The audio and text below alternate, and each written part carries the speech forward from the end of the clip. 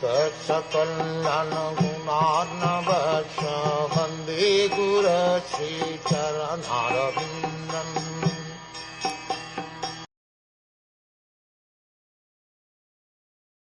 Despite having achieved the desired result of his determination by worshipping the lotus feet of the Lord, Dhruva Maharaj was not very pleased.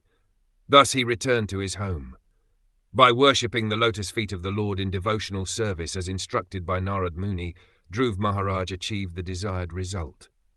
His desire was to get a very exalted position, excelling that of his father, grandfather and great-grandfather, and although it was a somewhat childish determination because Dhruva Maharaj was nothing but a small child, Lord Vishnu, the Supreme Personality of Godhead, is so kind and merciful that he fulfilled Dhruva's desire. Dhruva Maharaj wanted a residence more exalted than any ever occupied by anyone else in his family.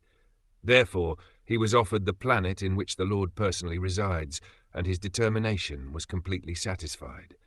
Still, when Dhruva Maharaj returned home, he was not very much pleased, for although in pure devotional service there is no demand from the Lord, because of his childish nature he had demanded something. Thus, although the Lord also fulfilled his desire, he was not very pleased. Rather, he was ashamed that he had demanded something from the Lord, for he should not have done this.